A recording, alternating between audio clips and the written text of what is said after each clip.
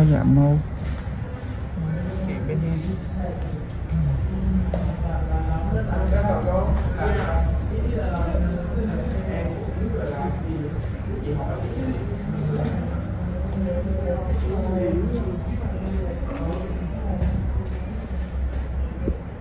Sư Hoàng Long Mày mới sửa làm thôi mà khách ở tới thêm. Mài bán nữa kìa. Vâng. Ý là khách tới khan quá trời nè. Chị. Khách tới khan quá trời. Mài bán mùa nữa.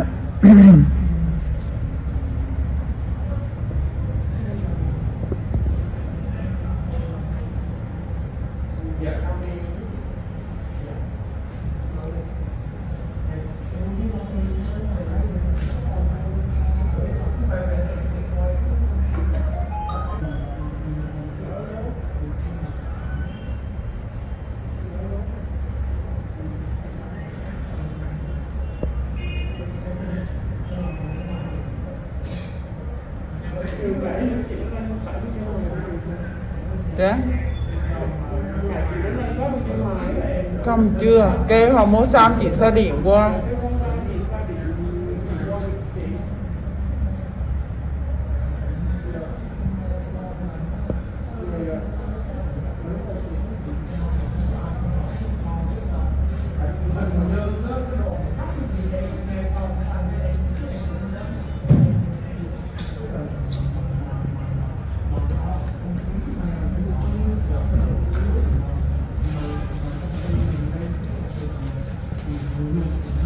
Gì cải tạo nó tặng vô mặt hả? Cái tạo hơi thôi em nghe. Hơi trắng rồi. Hơi bật tông lên xíu. Cho em muốn bực bóng quá. Mình làm gì? Em muốn bật tông em phải đỡ mụn. Cho làm hết mụn trị mụn. Em phải trị mụn xong cái đã em là hết cái mụn đi cái đã. Rồi em mới bật tông được.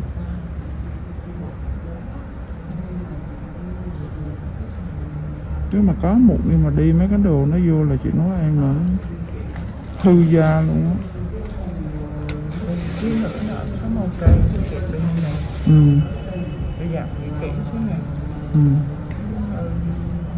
Chưa sáng.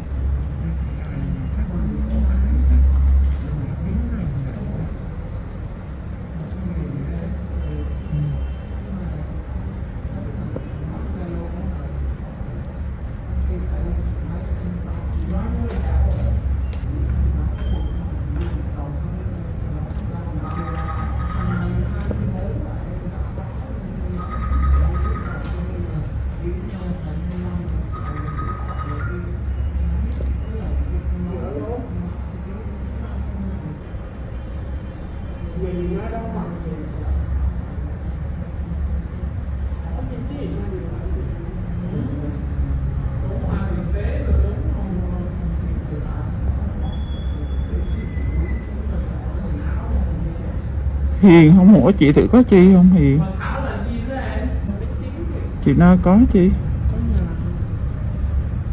Thì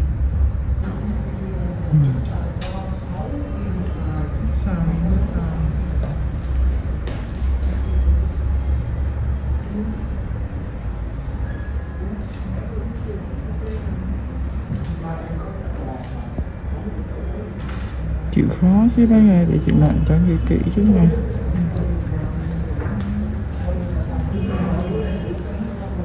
Trong kịp Chiến hả? Chiến để dùm cái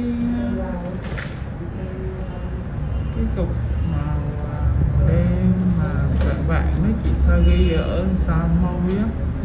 Chiến để qua bên đó dùm chị sao. Ta lại con mua đi chị nó ta lại bị đàn rồi luôn này.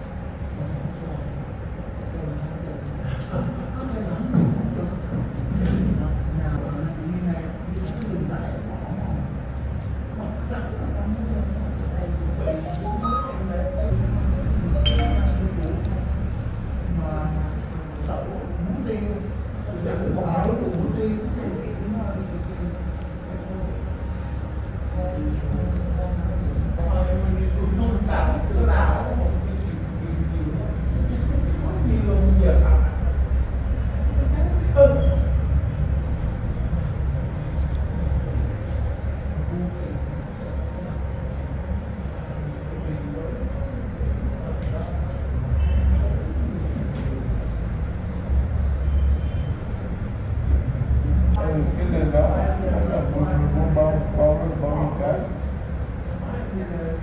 100, cái là mua một bao đó là 500 tấn lòng mà hay sao.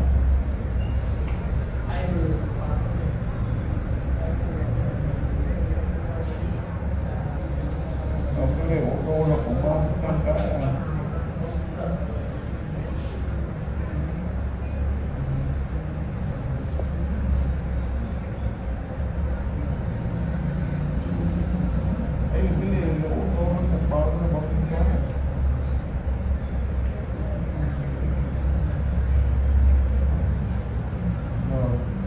Số 1 nó là số 3 là 50 cái à.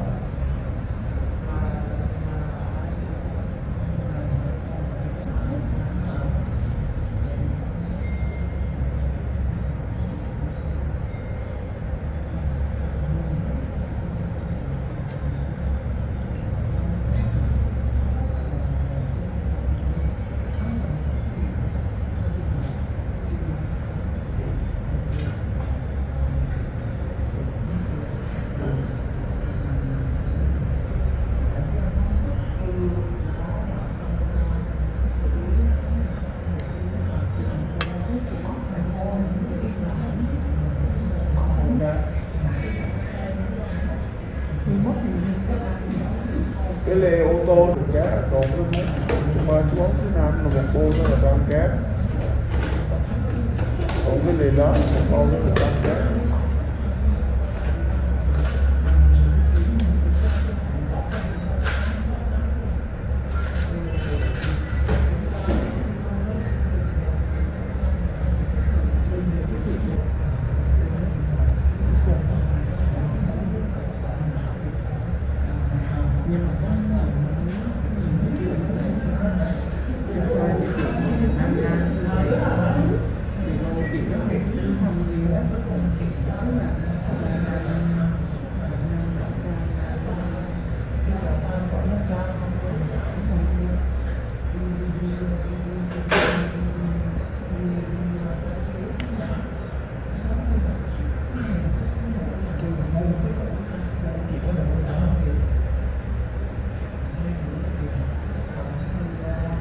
Đẹp quá ấy.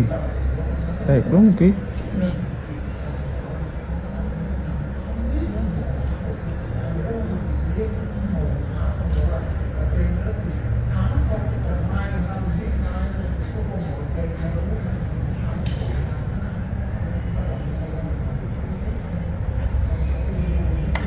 EBC Motor Reviews Channel. Honda Valkyrie F6C, 1996 to 2005, review. Basically a stripped-down Honda GL 1500 Gold Wing, with lower gearing and 6 carbs, the Honda F6C Valkyrie is actually reasonably good fun to ride, and some might say it's best made motorcycle in America. The Honda Rune 1800 looks like some kind of Dan Dare spacecraft. Mental. Ride quality and brakes. Here, the Honda F6C Valkyrie surprises many riders. So long as there's plenty of advanced planning, the motorcycle can be made to go around a corner fairly fast, for a cruiser, and still offers a luxurious ride on motorways. The Honda Rune 1800 is more ponderous, but then you'd want to travel slowly so people could stare for longer. The Honda Valkyrie's big problem for many cruiser riders is that it just isn't a V-twin. Instead, a burbling flat 6 Honda GL 1500 Gold Wing motor seems to sanitized for most, too damn quiet. Sure, the Honda F6C Valkyrie's 100 brake horsepower motor is enough to send the thing whizzing along in unfeasible speeds, but it's easily out-accelerated by the Triumph Rocket 3, any old Yamaha VMAX, and a whole boatload of rival power cruiser motorcycles these days. The Rune 1800 isn't really any faster. The Honda F6C Valkyrie rarely goes wrong, ever. It is a beautifully made motorcycle, with lavish chrome, thick paintwork, and an engine that can cover 100,000 miles with basic oil/filter changes. The main problem with the motorcycle is keeping its hundreds of nooks and crannies clean. Double that cleaning time on the Honda Rune 1800. Our Honda Valkyrie FC6 owners' reviews show a very reliable bike, which is the norm for Hondas. For most of its life it was available as a personal import from the USA, and there aren't that many around, which keeps resale values high. Honda F6C Valkyrie motorcycles with the hard luggage touring kit on seem to be sought after. Buy a good used motorcycle and you can 5 years biking for about $2,000 in depreciation. The Honda Rune 1800 costs big bucks and is for lotto millionaires and poseurs only. Huge brakes, beefy forks, and a proper 2-person saddle are some of the useful features on the Honda F6C Valkyrie. It could use the reverse gear of the Gold Wing, and there's no screen as standard on the Honda F6C Valkyrie. Naturally, there's a whole phone book of accessories to be had, from both Honda and US aftermarket motorcycle accessory suppliers. Sci-fi bodywork on the Rune looks stunning. Welcome to BBC Motor Reviews channel. KTM 1090 Adventure, 2017 on review. The chassis copes with the extra power with ease. In fact, it feels like it could handle a further 25 brake horsepower. The conventional 48mm WP forks and WP rear shock work straight out of the box. The forks are non-adjustable, but on our test route that didn't pose any problems. A 170-section rear tire and the 1090's relatively low weight enable it to be hustled with ease. Boring it certainly isn't. Unfortunately, we had less than ideal conditions to test the new 1090, but wet riding did highlight the bike's rider friendliness and near-perfect fueling at low speeds. There are 3 riding modes: Sport, Street, and Rain, with an optional off-road setting. Each mode changes the engine characteristics and level of traction control intervention. Although it's called the 1090, the engine is the same 1050 cubic centimeters motor as used in the outgoing 1050 Adventure. In the old model, KTM restricted it to 95 brake horsepower, but they've unleashed an extra 30 brake horsepower for the 1090. Pushing peak power to 125 brake horsepower and torque to 80.4 ft-lb. On the road, it deals like KTM have thrown a bottle of vodka into the punch bowl along with a dozen cans of Red Bull. The 1090 is much livelier and more fun to ride, yet still has the ease of use of the original 1050. Confusingly, KTM also offer a 95 brake horsepower version of the 1090, which can then be restricted further to 47 brake horsepower for those on an A2 license. KTM's LC8 engine is a proven motor by now, with few problems to report, and KTM's Adventure family are well built. The 1090 Adventure comes in much cheaper than the more premium competition, without skimping on quality. The standard price of £11,299 is good value, although the bike we tested would have cost £12,800. As the 1090 is the baby of the adventure range, the spec doesn't quite match that of its bigger brothers, but you do get 3 riding modes as standard, sport, street and rain. An off-road setting can be unlocked with the optional off-road pack, £243.78. Traction control and ABS are standard but not lean sensitive, and the TC can't be deactivated on the move. Old-style clocks remain. Welcome to BBC Motor Reviews channel. Cines Akuma 125, 2022 on review. Priced at £2,599, the Akuma significantly undercuts the popular Honda MSX 125 Grom, which is its obvious target. And though my preference is for traditional-looking bikes with a retro feel, like the WK Scrambler or Cines's own Outlaw, after riding the updated Akuma, I'm genuinely impressed. Ride quality and handling are altogether spot on, and though not the outright fastest, it's plenty quick enough.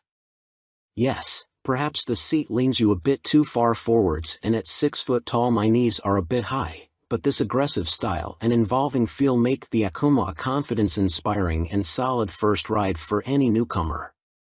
If I wasn't a skint student on part-time wages, I'd buy one without a moment's hesitation. Can't say much more than that. For 2022, the Cines has larger 14 inches wheels, upgraded from the previous 12 inches.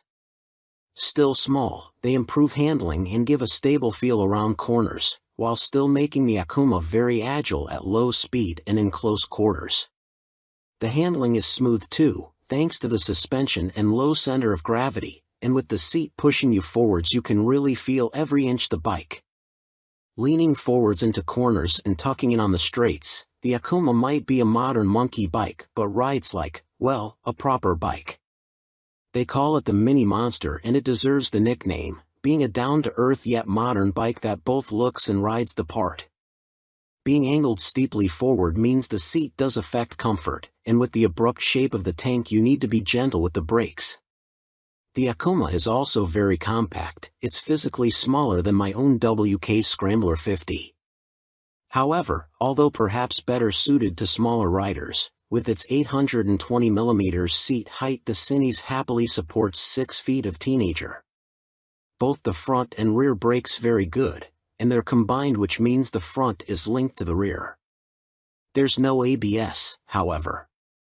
Being air-cooled instead of liquid-cooled doesn't really match the modern style of the Akuma, and with 9.7 brake horsepower it's not as powerful as other more modern bikes. However, this also means welcome simplicity, and you'll get your money's worth of reliability. It's also fast enough. Accelerating sharply and with a more than adequate 67 miles per hour indicated top speed, the Akuma feels swift and has the smoothest, easiest gear change of any 125 cubic centimeters bike I've ridden. Most noticeable of all the Akuma's features is the 3-tiered exhaust. It's not just an eye-catching MV Augusta styling trick, but 3 fully functioning pipes that sound ace as well as looking great.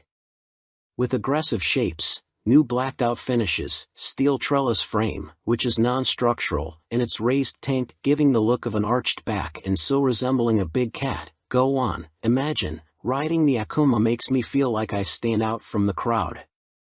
Which is important for the teenage market. Switchgear, components and overall finish look and feel pretty good for a $2,500 bike. Some fasteners and smaller parts will need coating with anti-corrosion treatment for winter use, but that's true of some bikes costing 5 times as much. And overall the Cines does a good job of disproving preconceptions about cheap, flimsy Chinese bikes. Honda's trendy MSX 125 Grom costs £3,849. Yes, it's a bit nicer finished than the Cines and will hold its value better, but it's only got the same power, and the extra £1,300 over the Akuma can be a big ask for a cash-strapped teen. Benelli's TNT 125 is also made in China and costs the same as the Cines. It's got a couple of horses more and a neat-looking trellis frame, but it's also a tad gaudy and in your face. Picking between them is as much down to their image and personal preference as anything else. Tech fan? You'll be interested to learn that the display now has multiple color options as well as brightness settings. At first, I thought it was just another knick-knack, however it is helpful especially in changing weather or when looking through a tinted visor. And it's like socks with days of the week on, every day can be a new color. The display is also crystal clear and comes with a small array of function as expected: time, trip, odometer. Something that I quite like are the large buttons that the Cines uses. None of this tapping the wrong control malarkey, just big simple buttons, easy as you like. 2019, Cines Akuma launched late in the year as a 2020 model. Modern monkey bike with air-cooled 4-stroke single and 12-inch wheels. 2022, upgraded with larger wheels, jazzy new clocks, plus more refined styling and colors.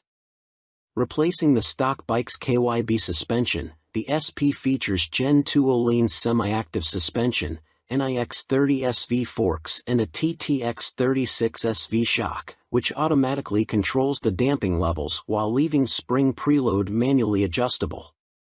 Featuring spool valves rather than traditional needles valves, which Öhlins claim deliver faster adjustment and a more accurate responsiveness at the low and high ends of the adjustment range, the SP suspension can be set in one of 3 semi-active damping modes, A1, A2 or A3, or one of 3 manual setting, M1, M1 or M3, which remove the semi-active function and allow fixed damping settings to be selected via the dash. An incredibly impressive system, the semi-active suspension responds to undulations in the road surface instantly, smoothing them out and making the SP feel like it is gliding over the bumps. Harsh ones still give you a kick, but unlike on a conventional system, the semi-active damping instantly recovers and keeps the MT nicely composed, a feature that reduces its tendency to shake its head when exiting bends under hard acceleration. On the UK's roads, A2 is the best option for bumpy B roads where A1 suits fast, smoother road better, and A3 is more for straight line cruising, as when the pace ups it feels a bit soft at the rear end. And the SP's brakes are better too. Fitting braided steel lines can make a bike's brakes feel horribly dead at the lever as they lack rubber lines comforting initial squish. However, on the SP there is still enough feel to allow you to apply small amounts of pressure accurately via the new Brembo Radial Master cylinder. They don't scream race bike and aren't as fierce in their bite as some rivals' setups, but are fine for use on the road, and it is great to see the SP and stock MT now featuring cornering ABS thanks to the addition of an IMU in this latest generation. Good and bad news with the new Euro 5 compliant engine. Starting with the good, thanks to the revised fuel injection system, the throttle response is now smooth. In B mode, A mode is still a bit too aggressive for road use, and the crossplane's enhanced mid-range surge of power is staggering, as is the wonderful offbeat sound, which has been tuned through a new intake system and feel. But despite lengthening its gearing, the MT remains a noticeably thirsty bike and recorded 41 miles per gallon on our test ride, which is what Yamaha claim, but still equates to a range of just 155 miles until the 17-liter tank is empty. If you opt for the SP, alongside the Öhlins suspension you gain braided steel brake lines as standard, as well as a 3-piece belly cowl, black bars and levers, and a stitched seat. Unlike the stock bike, which comes in 3 color options, cyan, blue and black, the SP is only available in Icon Performance, and it also features a polished metal finish on its swing arm where the stock bike has a black painted one.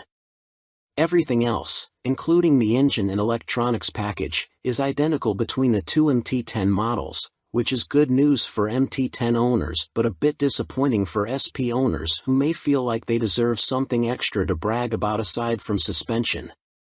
Which brings up the question of price.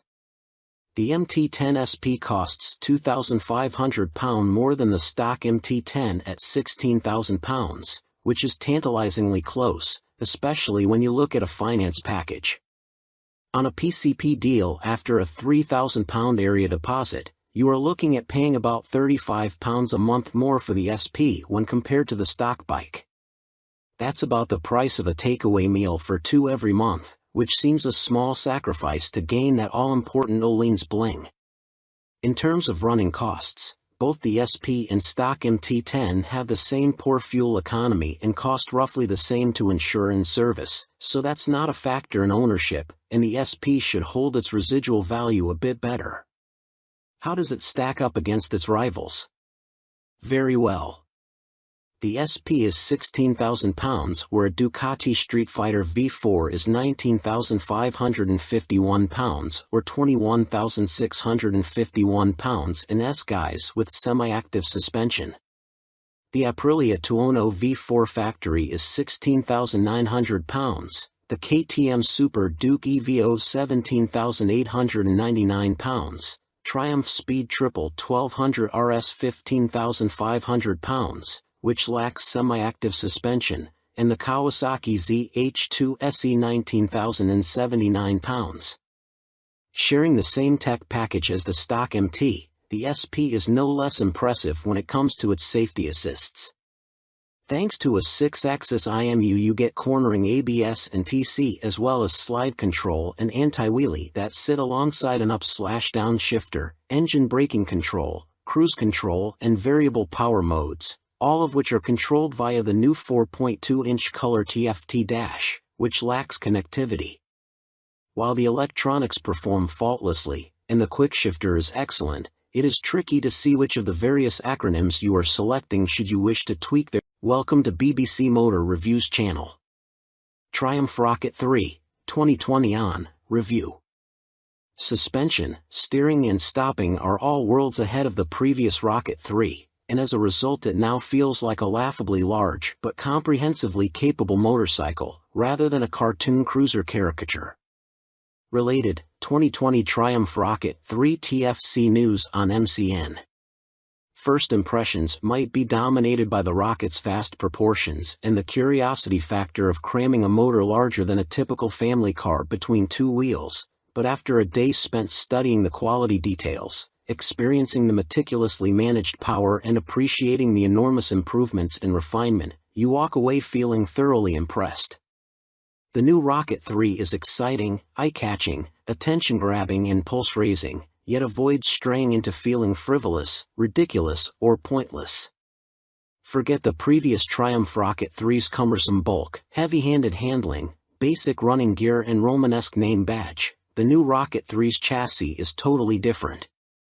A cast aluminium spine frame replaces the old twin steel tubes, helping contribute to an incredible 40 kilograms saving over the previous bike, while steering geometry is sharper and the wheelbase is shorter. As a result, the Rocket now has a proper appetite for corners the old bike couldn't dream of. Turn-in is easy, holding a line mid-corner needs little inside bar pressure, and flick-flacking from full lean left to right, and still ending up where you intended, is absurdly accurate for a bike with a fueled weight north of 320 kilograms. Suspension is by Showa, with 47mm adjustable upside-down forks up front, and an adjustable monoshock monitoring the shaft drive. No electronic adjustment though, the clickers are all manual.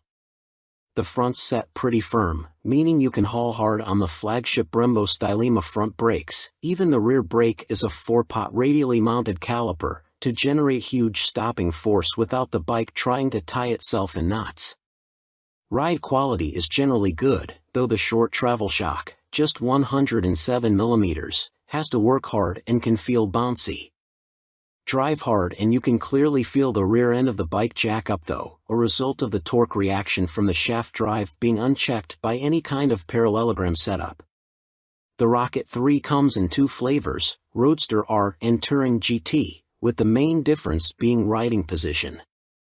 The R has a higher seat, mid-set foot pegs and narrower bars, giving a more aggressive Street Fighter stance, while the GT's lower seat, feet-forward controls and wider, higher bars give a relaxed, cruiser feel. Everything is transferable between the bikes, meaning you can create whatever kind of muscle-power touring cruiser you like. Into the bin goes the Rocket 3's 2,294 cubic centimeters triple, replaced by this all-new, gruntier, smoother, cleaner, stronger and smaller 2,458 cubic centimeters engine. Huge 110.2 mm pistons eclipse the old 101.6 mm items, while stroke is significantly reduced, down from 94.3 to 85.9 mm, allowing Triumph to make a shorter motor.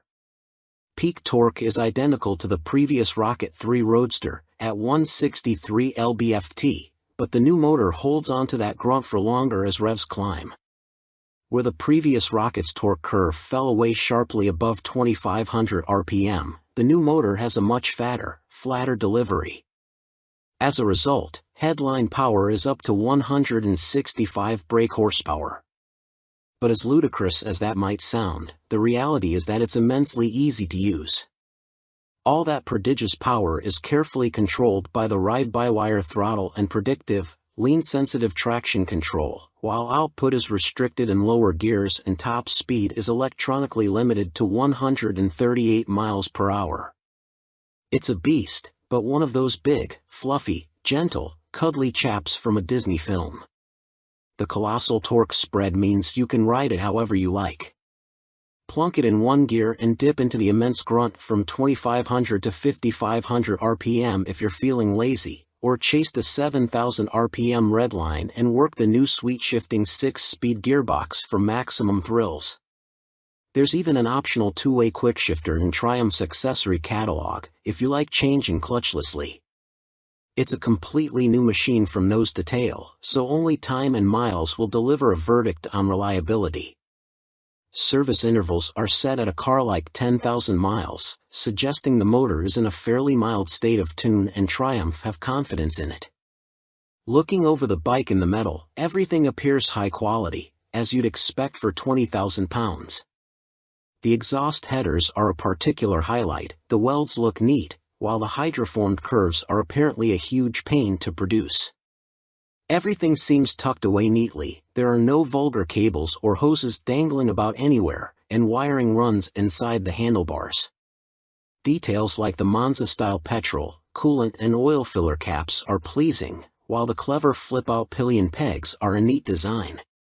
Our Triumph Rocket 3 owners' reviews show there have been some issues for some buyers, in particular corrosion, electrical and mechanical problems.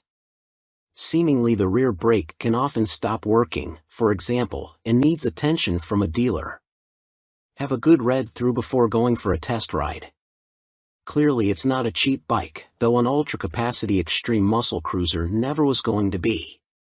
The Rocket 3R is 19,500 pounds on the road. That includes almost all the gadgets, apart from the 2-way quickshifter and the heated grips.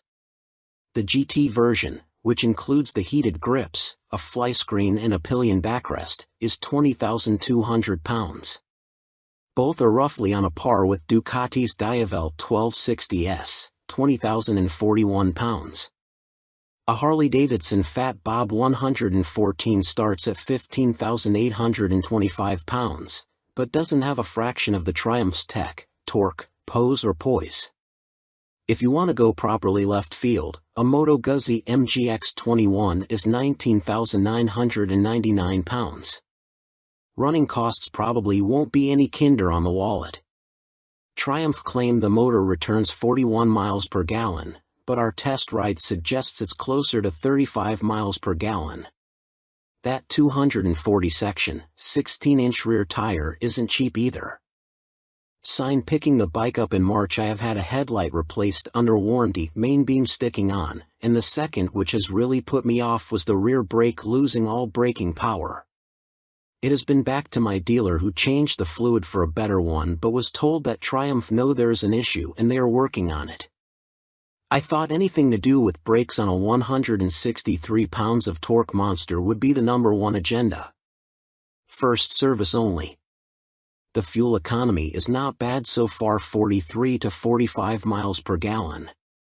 That is with occasional spirited riding thrown in. 2 stars is because after 6 months I was offered 13,500 pounds from the dealer to buy it back. Even WBAB offered considerably more, so not much faith in the brand and will likely be going back to BMW. Equipment. The Brembo brakes are top-notch. The stopping power and feel is superb, the ride comfort is less so. I am a big old guy and no matter how I try to adjust the rear suspension the ride is harsh on anything but smooth tarmac. The roads in Herefordshire where I live are amongst the worst in the UK and backache sets in after about 2 hours. I have purchased an Airhawk DS seat pad which has transformed the comfort but it's still not all day comfy like my old Rocket. The tank is so wide you have to ride legs apart which at motorway speeds the wind blast makes your hips ache trying to keep tucked in. In the end I made and fitted a pair of Perspex front fork air deflectors to solve the discomfort. I didn't go for the quick shifter or the navigation package as for me they don't offer much in the way of the overall riding experience. The TFT display is good but on some settings it is too fussy and hard to read. I opt for the screen that shows speed, revs, gear selection and fuel status. That's enough for me. There are a few niggles with this bike that could be better. The original screen doesn't give much wind protection and the rear hugger design is total crap. In the rain you get covered in road crud halfway up your back. I bought an aftermarket hugger which left some wiring exposed so I ended up fitting this over the top of the original hugger, problem solved. I purchased the accessory panniers and rear rack to give the bike some touring capability. These panniers are okay but are quite small and are not as rigid as I would have liked. The optional rear rack is stated as only good for 3 kilograms which means fitting my fully loaded Kuryakyn Grand Tour bag on the rear may be more than it can withstand. Guess I will soon find out as there is little room on the pillion seat. One of the best design features on this bike are the fold-away pillion foot pegs and the folding pannier mounts. If anyone is thinking about buying this bike for some serious touring then you will need a few aftermarket bits to iron out its touring limitations. Welcome to BBC Motor Reviews channel.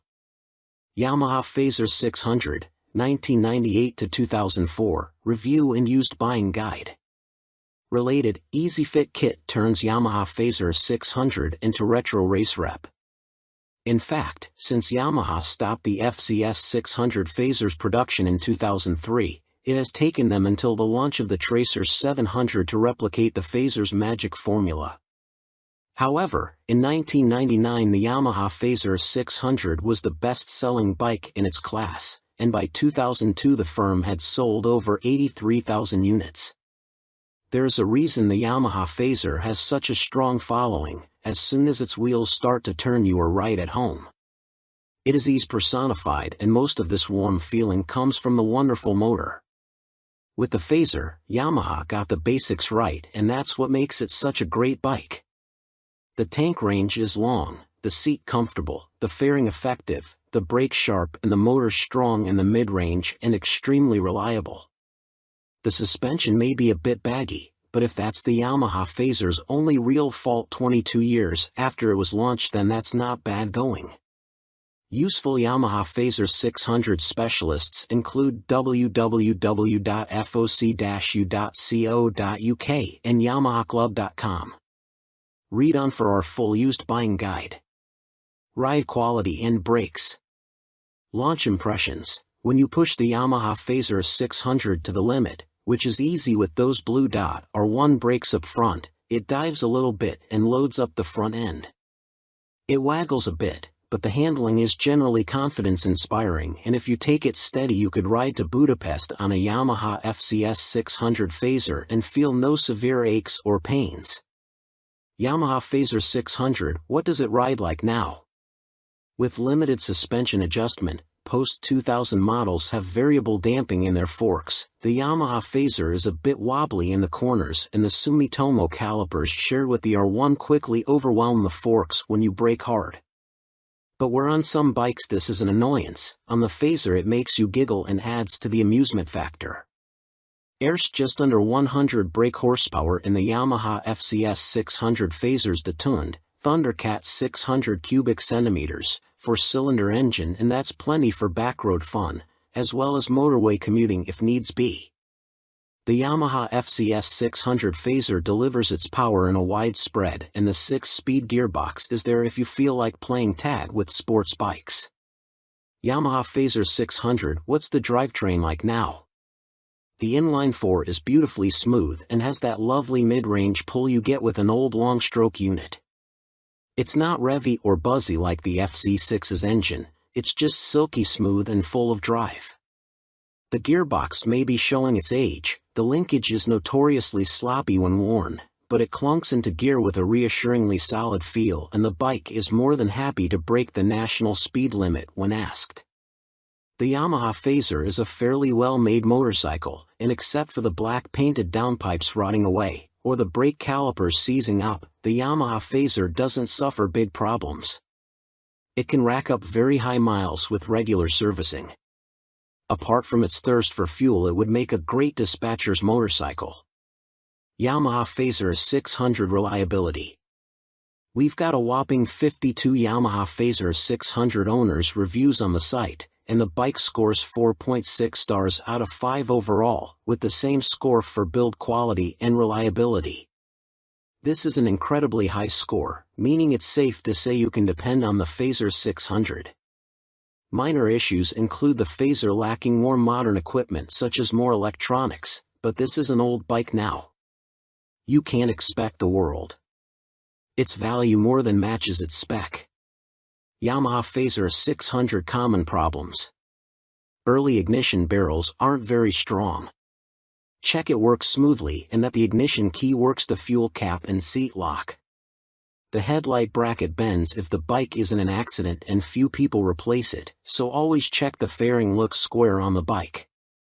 The steel swing arm can trap water and rot around the chain adjusters, so inspect this area well for any obvious rust damage. The Phaser has a 110/70 front tire, and as a result tire choice is limited. You can fit a 120/70, but this can interfere with the mudguard. Yamaha Phaser 600, a mechanic's take. By Chris Spinks, Chief Instructor, Metropolis Training School. The key factor when buying a used FCS 600 Phaser is seeing if it goes into second gear. First gear on the Phaser is quite short, and the jump to second puts a lot of strain on the gearbox. This can cause the second gear selector fork to bend, and that leads to a really stiff change and eventually a broken gearbox.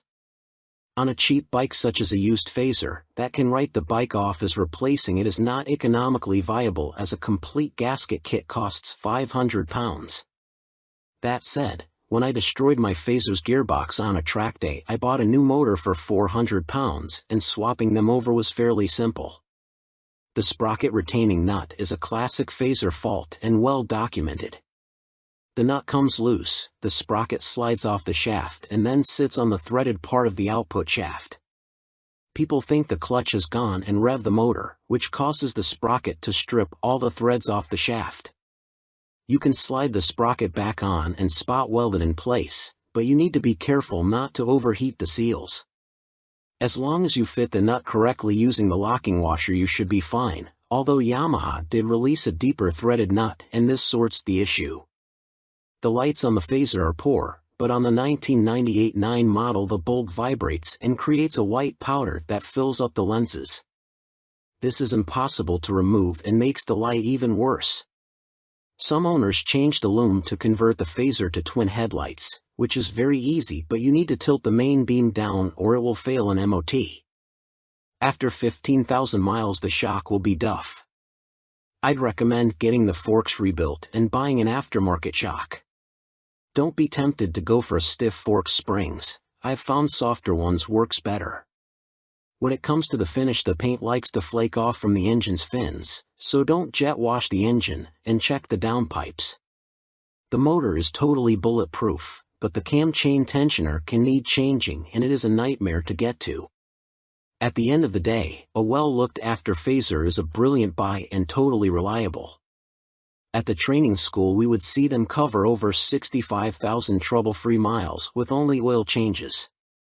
Extrema Makeover, Aprilia put the RS660 on a diet for a limited edition focused model. Alongside the surprise launch of their 2023 BX450, Bimota have shed more light on supercharged Tessie Tourer currently in development. Now officially called the Terra, we first caught glimpse of the bike as a basic design sketch at the 2021 EICMA show, with a spokesperson for the Rimini firm later confirming to MCN that it would be powered by the 4-cylinder motor found in Kawasaki's Ninja H2SX range. Never before have Bimota been present in this market segment, Bimota COO, Pierluigi Marconi, said in a statement. No one has this much fun and function in one package. The Terra is an attention grabber that will act like a halo for Bimota by attracting further consumer attention to our impressive vehicle lineup, he continued. Although details remain scarce, Bimota have gone into some depth on the new steering system, which sits diagonally between a front subframe and the front wheel. There are no front forks like a conventional motorcycle, which should aid front-end stability and the ability to trail brake into a corner. This is because braking forces are kept away from the front suspension, leaving it free to deal with bumps in the road. These systems can reduce front-end feel though. Until now, Tessies were only made for the sports segment, Marconi told MCN at EICMA 2021, we'd like to put the Tessie name to adventurers, tourers, and bikes like that. Our philosophy is to have 2 lines of bikes, he added. One is the Tessie line and one is for more traditional models. We like to follow the 2 concepts, because although a Tessie chassis has a lot of advantages, for some riders it is still too much of a novelty. Alongside the funny front end, Bimota have also confirmed that the Terra will receive semi-active suspension developed in partnership with Marzocchi. The ride height can also be adjusted either manually or electronically by 30 mm. Also expect to find 5-spoke forged alloy wheels too, which should help to keep unsprung mass down. It went from first sketch to full-size model in few months using computer-aided design, Marconi continued. You ride some bikes because you have to, but you ride these Bimota because you want to. Terra will appeal to enthusiasts of all ages because the design draws you in, and the performance keeps you there. Superior performance, BRAF Step Up Aston Martin partnership with more powerful AMB 001 Pro. Luxury boutique brand BRAF Superior have once again teamed up with supercar experts Aston Martin to create yet another outrageous, limited-run track day machine. The AMB 001 Pro made its debut at the EICMA trade show in Milan and follows in the footsteps of the first-generation €98,000 AMB 001, which entered the public consciousness back in autumn 2019 and has since sold out. The standard track-only 001 features a turbocharged 997 cubic centimeters liquid-cooled V-twin engine that sits as a stressed member in the chassis. The 175 kilograms, dry, Pro uses a CNC machine version of this unit as a stressed member with a claimed 25% increase in power to 221.9 brake horsepower. There's also carbon fiber bodywork said to be inspired by Aston Martin's 1,000 brake horsepower Cosworth-built 6.5-liter V12 Valkyrie AMR Pro hypercar. The success of its predecessor, coupled with the incredible Aston Martin Valkyrie AMR Pro, inspired us to get together again to create a new superbike, one that we know will excite our customers, BRAF Superior CEO Thierry Henriette said. We are particularly proud of the new engine type, with a crankcase fully machined from solid billet aluminium, which is a unique feature for a production motorcycle. With the marked increase in power, this takes AMB 001 Pro into the hyperbike sector. Machined from AL 5000 solid billet aluminium alloy, the uprated motor also gets a new cylinder design, with wet cylinder liners for greater cooling, which should help with the longevity over prolonged hard use. Limited to 88 units in total, the Pro will not be homologated for the road and will be built by hand at the BRAF factory in Toulouse, France. Orders are now being taken, with the first deliveries expected in the final quarter of 2023. The bike shown at EICMA was a prototype. It's a beautifully simple formula. Form plus technology equals performance, Marek Reichman, Executive Vice President and Chief Creative Officer of Aston Martin, said. We've achieved this fluidity again with BRAF Superior for those who desire a track superbike like none other. The rider is part of this moving sculpture and will literally feel as though they are part of the track when laying atop the AMB 001 Pro. But it's not all about engine performance. A quick glance at the side profile of the Pro reveals more extreme bodywork, with a more pronounced tail, winglets, and a rear carbon disc wheel design. There's still next to no front wind protection though, which could be unpleasant at speed and take away from the riding experience. Gone is the underslung exhaust exit from the standard 0012, with a single pipe on the right side of the bike protruding above the fat 200 section rear tire and shark-like aero wing.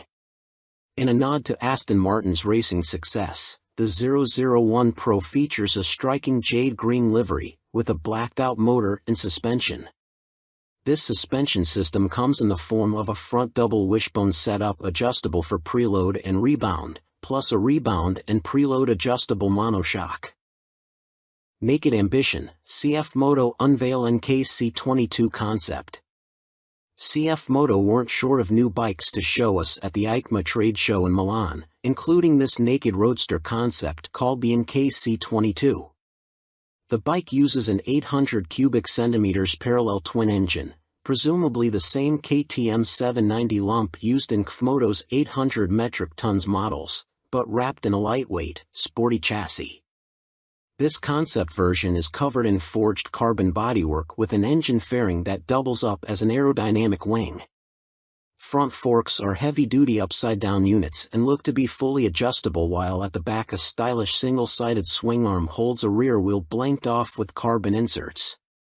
CF Moto reside at the economical end of the motorcycle market, and so even this concept version gets J.1 brakes rather than the full Brembos used on last year's track-focused SRC21 concept. Twin SC Project exhausts complete the aggressive, sporty look and would, from the looks of them, far exceed UK homologation noise limits, so expect something more sensible on the finished bike. The M button on the left switchgear and the word Street on the bottom of the TFT dash display suggest that a selection of rider modes is available with up and down buttons for cruise control also included. And the telltale phone symbol elsewhere on the screen means there's smartphone connectivity, too. CF Moto reside at the economical end of the motorcycle market, and so even this concept version gets J.1 brakes rather than the full Brembos used on last year's track-focused SRC21 concept. Twin SC Project exhausts complete the aggressive, sporty look and would, from the looks of them, far exceed UK homologation noise limits, so expect something more sensible on the finished bike. The M button on the left switchgear and the word Street on the bottom of the TFT dash display suggest that a selection of rider modes is available with up and down buttons for cruise control also included. And the telltale phone symbol elsewhere on the screen means there's smartphone connectivity, too. Naked Ambition, CF Moto unveil NKC22 concept. CF Moto weren't short of new bikes to show us at the EICMA trade show in Milan, including this naked roadster concept called the NKC22. The bike uses an 800 cubic centimeters parallel twin engine, presumably the same KTM 790 lump used in KFMoto's 800 metric tons models, but wrapped in a lightweight, sporty chassis. This concept version is covered in forged carbon bodywork with an engine fairing that doubles up as an aerodynamic wing. Front forks are heavy-duty upside-down units and look to be fully adjustable, while at the back a stylish single-sided swing arm holds a rear wheel blanked off with carbon inserts. CF Moto reside at the economical end of the motorcycle market, and so even this concept version gets J.1 brakes rather than the full Brembos used on last year's track-focused SRC21 concept. Twin SC Project exhausts complete the aggressive, sporty look and would, from the looks of them, far exceed UK homologation noise limits, so expect something more sensible on the finished bike. The M button on the left switchgear and the word Street on the bottom of the TFT dash display suggest that a selection of rider modes is available with up and down buttons for cruise control also included. And the telltale phone symbol elsewhere on the screen means there's smartphone connectivity, too. CF Moto reside at the economical end of the motorcycle market, and so even this concept version gets J.1 brakes rather than the full Brembos used on last year's track-focused SRC21 concept. Twin SC Project exhausts complete the aggressive, sporty look and would, from the looks of them, far exceed UK homologation noise limits, so expect something more sensible on the finished bike. The M button on the left switchgear and the word Street on the bottom of the TFT dash display suggest that a selection of rider modes is available with up and down buttons for cruise control also included. And the telltale phone symbol elsewhere on the screen means there's smartphone connectivity, too. Fantic released their first twin, the Caballero 700 Scrambler. Fantic has revealed their first modern-era twin-cylinder machine with a 700 cubic centimeters Scrambler joining their Caballero range. Fantic are making the most of their partnership with Yamaha, announced at the beginning of 2021, as the bike uses the 689 cubic centimeters, liquid-cooled Euro 5 engine seen in the MT-07, Tenere 700 and R7. There has been no retuning of the CP2 twin either, as Fantic claim the Caballero will hit the showrooms in April next year, boasting 75 brake horsepower and around 50 lb.ft of torque, identical to the R7 and considerably more than the 40 brake horsepower and 31 lb.ft of torque of the Caballero 500 Scrambler. Elsewhere, the 700 sports the same 19 inches front and 17 inches rear, aluminium, spoked wheels as its small-capacity sibling. The engine sits in a single backbone-style frame made from CRMO steel attached to an aluminium swing arm, giving it a wheelbase of 1,460 mm, 35 mm longer than the 500 version. One of the most immediately obvious differences between the two capacity scramblers is the exhaust system. The new 2-into-1-into-2 setup runs under the engine, over the swing arm to exit in roughly the same position. Both machines have a seat height of around 830 mm. Connecting frame to wheel will be a 45 mm upside-down fork made by VRM Marzocchi. The Italian manufacturer also supplies the rear monoshock with preload adjustment. Brembo is the manufacturer of choice for the calipers, with a 4-piston unit gripping the 330 mm front disc and a 2-piston, 245 mm setup on the rear. In another first for Fantic, cornering ABS will be standard on the 700. The system will sense the bike's lean angle and fine-tune the braking response accordingly. Traction control also makes its debut to the Fantic lineup, with both rider aids and 3 rider modes, road, off-road and custom, manipulated via a 3.5 inches TFT display with Bluetooth connectivity. A 14-liter fuel tank may be a little on the small side, although the claimed 180 kilograms curb weight should prove competitive when it comes to commuting or a bit of backlane scratching. An expected price tag of around £9,000 may put some off, although stylish looks, proven engine and handling potential could tempt many. Stuart Prestige. By Stuart Prestige. All-weather rider with a penchant for long tours and hours in the saddle. You may also like.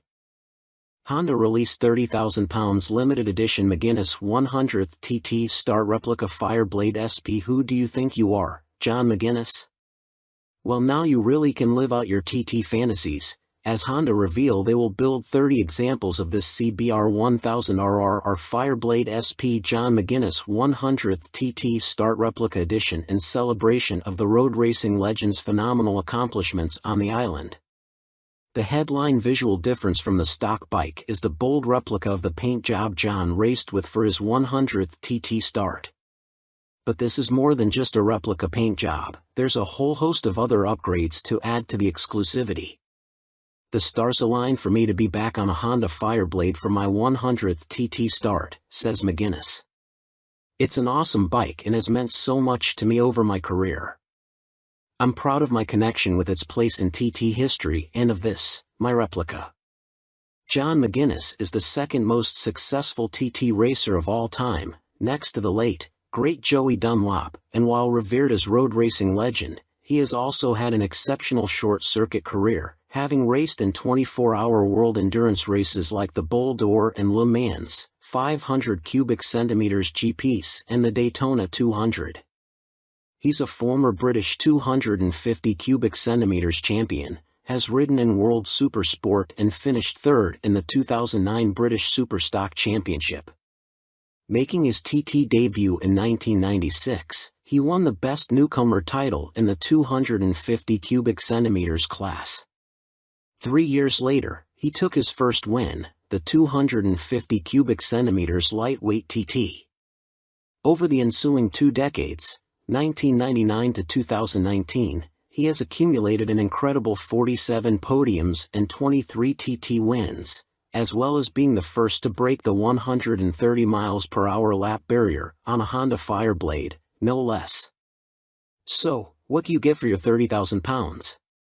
In addition to the already high spec of the CBR 1000RR Fireblade SP which underpins the replica, the limited edition blade gets a full replica paint job incorporating gold detailing and a film strip showing all of John's TT starts on Hondas. Unsurprisingly, this is where it deviates from his actual race bike, which also pictured his TTs on other manufacturers' bikes, and 100th start sponsor logos. There are gold wheel stripes, an individually numbered plaque on the headstock, genuine Honda carbon fiber front mudguard and carbon rear hugger, or rear seat cowl and tall screen, and Metzeler Racetech RR tires. On startup there's a Ring of Fire screen animation as the display loads, and 30th anniversary logos on the smart key and laser engraved on the Akrapovic muffler, marking the machine's special place in Honda history. And to cap it all, there's John's signature on the airbox cover. Honda are even offering the opportunity for a personal handover from John McGuinness MBE himself, at Honda Racing UK in Louth. If that's not enough, you'll also get a custom Fireblade garage mat, genuine Honda accessories indoor bike cover, 3D laser engraved crystal featuring a design of the John McGuinness 100th start replica.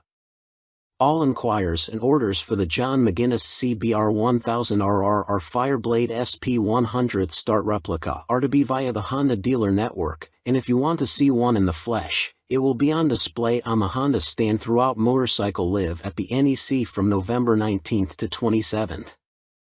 Fantic released their first twin, the Caballero 700 Scrambler. Fantic has revealed their first modern-era twin-cylinder machine with a 700 cubic centimeters scrambler joining their Caballero range. Fantic are making the most of their partnership with Yamaha, announced at the beginning of 2021, as the bike uses the 689 cubic centimeters, liquid-cooled Euro 5 engine seen in the MT-07, Tenere 700, and R7.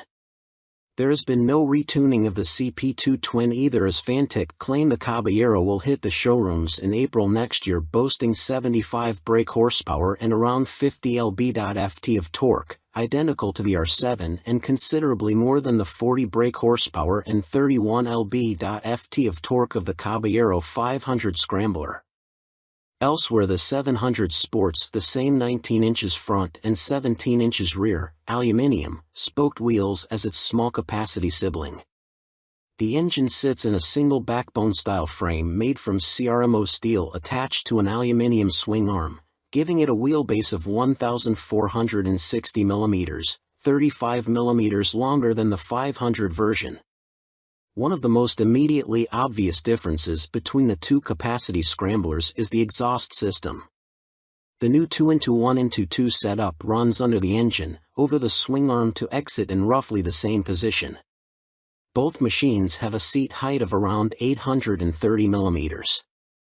Connecting frame to wheel will be a 45 mm upside-down fork made by VRM Marzocchi. The Italian manufacturer also supplies the rear monoshock with preload adjustment.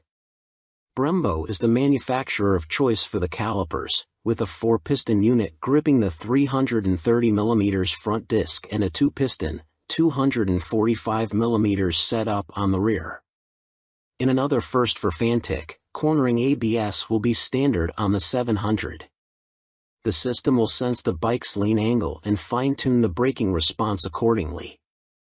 Traction control also makes its debut to the Fantic lineup, with both rider aids and 3 rider modes, road, off-road and custom, manipulated via a 3.5 inches TFT display with Bluetooth connectivity. A 14-liter fuel tank may be a little on the small side, although the claimed 180 kilograms curb weight should prove competitive when it comes to commuting or a bit of backlane scratching. An expected price tag of around £9,000 may put some off, although stylish looks, proven engine and handling potential could tempt many. Stuart Prestige. By Stuart Prestige. All-weather rider with a penchant for long tours and hours in the saddle. You may also like 70s Superbike Stunner, MV Agusta Super Veloce 1000 Serie Oro. MV Agusta may not have been directly participating in the EICMA show in Milan last week, but it didn't stop them stealing the headlines with this stunning Super Veloce Serie Oro. The carbon-clad superbike uses the Brute Ale 1000RR as a base, meaning the same 998 cubic centimeters inline-4, producing a claimed 209.1 brake horsepower with a race kit installed. Inside this motor, you'll find a countershaft that rotates at twice the speed of the primary drive shaft with the aim of reducing vibrations and promoting faster cornering. You also get the same frame and single-sided swing arm, but now clad in carbon fiber bodywork inspired by MV's 1972 500 GP Racer. Sitting alongside the smaller, 3-cylinder Super Veloce 800, the Serie Oro is planned to hit dealers in the middle of next year at a price of approximately £50,000. In total, 40 elements of the bike are finished in carbon fiber, including a set of winglets that MV claim produce 39.2 kilograms of downforce at 199 miles per hour. You also get carbon fiber disc brake covers, which attempt to pay tribute to the drum brakes of old whilst also cooling the calipers, essential on a bike capable of such high speeds. MV Agusta also claim the design allows air to flow around the brakes towards the coolant and oil radiators for better temperature control. There are air vents along the carbon fairings, too. Despite the superbike credentials, the Serie Oro has deliberately been made more comfortable and less extreme than traditional circuit stars, and it features electronically adjustable Öhlins NIX forks for a high-quality ride. They are matched to an Öhlins TTX rear shock, which bolts directly to the swing arm. As you'd expect for a bike of this caliber, stopping power comes from premium Brembo Stylema monoblock calipers, which bite onto chunky front 320mm discs. You also get 5-spoke forged aluminium rims, and 4 under-seat exhausts, just unlike the company's landmark F4. In addition, there's a suite of lean-sensitive electronics, plus a 5.5 inches TFT color dash to control them, with the added option of mobile connectivity. Dan Sutherland. By Dan Sutherland. News editor, sports bike nut, and racing fan. You may also like Vmoto range grows, Super Soco owners launch 3 new urban models at EICMA 2022. Electric scooter manufacturer Vmoto, parent company of Super Soco, have had a busy year, releasing 3 new models at EICMA, including the 125 cubic centimeters comparable e-bike, the Vmoto Soco Stash. The release of the production model comes just a year after the unveiling of the prototype, with the bike so named due to its multifunctional storage compartment, housed in the fuel tank, large enough for a full-face helmet or other accessories. At its heart is an electric motor producing an average 8 kilowatts with a peak of 15 kilowatts. This propels the Vmoto Stash to a top speed of 75 miles per hour when the boost is deployed. 68 miles per hour is on tap without the boost. A 72V removable battery provides the juice and can be charged using a fast charger in a conventional 3-pin plug in 3.5 hours. Charging without the fast charger will take between 5 and 6 hours. No range specifications have been released, but expect it to have the same 30-mile capacity of the Super Soco TS Street Hunter, which has the same top speed capability. A newly designed swing arm pivots off a solid, lightweight frame, driving a 17-inch rear wheel. A 17-incher is also fitted on the front, and ABS disc braking is standard. A relatively tall seat height of 830 millimeters awaits the rider, and the Stash has a curb weight of 143 kilograms. The company also unveiled their first dirt bike-style machine, which weighs in at just 84 kilograms. The machine comes in two models, the Vmoto On-R, which comes with road tires, or the OFFR, which is equipped with knoblet tires. The On-R/OFFR can be set up in either L1 configuration, comparable to a 50 cubic centimeters machine, or L3, which mimics a 125 cubic centimeters. In the L3 iteration, the bike can reach speeds topping 50 miles per hour, while the L1 configuration limits the top end to just under 30 miles per hour. Vmoto claim a range of up to 90 miles with recharge times taking 2 hours for the L1 configuration and 3 hours for the speedier L3. A die-cast aluminium frame cradles the 8 kilowatts motor, producing a claimed 190 feet per pound of instant torque. A swing arm with a single rear damper secures the belt-driven, rear-spoked wheel. No retail price has been provided. The Vmoto Soco F01 scooter is, technically speaking, not a new bike, as it was available as part of a commercial fleet, but now will be available to the general public, the company also announced at EICMA. The urban commuter will, like the On/OFFR models, will be available as an L1 or L3 configuration. A 2 kilowatts or 4 kilowatts, L1 and L3, motor will get the rider up to a maximum speed of 27 miles per hour for the L1 and 45 miles per hour for the L3 model. Vmoto claim a range of between 50 and 60 miles dependent upon the setup and riding style. The charging time of the removable battery is 3.5 hours with a fast charger using a domestic 3-pin plug, or 6 hours without the fast charger. Coming in at 110 kilograms with a seat height of 855 millimeters, the F01 should prove a popular choice for city transportation.